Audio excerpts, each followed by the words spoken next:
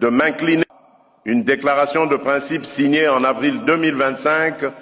Les négociations conduites avec l'appui des États-Unis d'Amérique, du Qatar, de l'Union africaine et d'autres partenaires ont abouti le 27 juin 2025 à la signature à Washington d'un accord de paix entre la République démocratique du Congo et le Rwanda, entré en vigueur à cette date et solennellement entériné au niveau des chefs d'État ce 4 décembre 2025.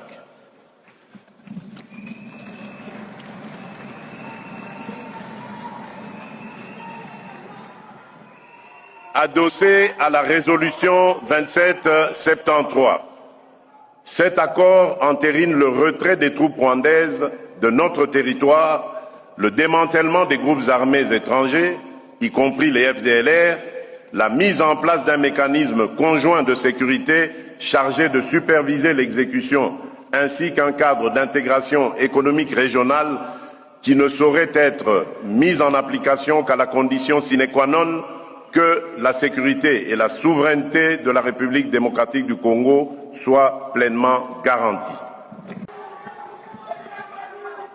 Permettez-moi d'être parfaitement clair.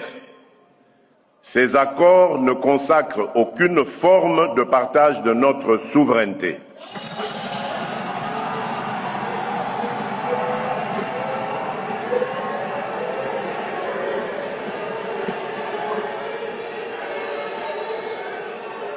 Je disais, permettez-moi d'être parfaitement clair, ces accords ne consacrent aucune forme de partage de notre souveraineté.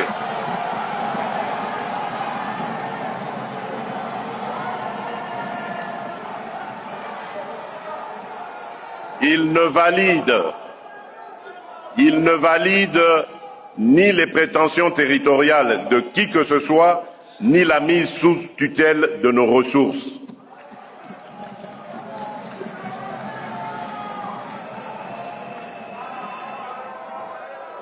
Il ne saurait non plus être interprété comme une amnistie déguisée des crimes perpétrés contre notre peuple.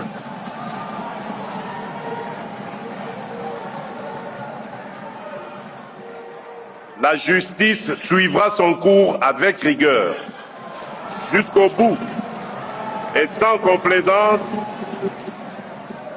afin d'honorer la mémoire de celles et ceux injustement tombés du fait de cette agression. Nous assumons ces accords comme des leviers stratégiques au service d'une paix juste et vérifiable, non comme une concession, mais comme l'expression d'une volonté ferme de conjuguer l'efficacité de notre défense à la puissance de notre action diplomatique.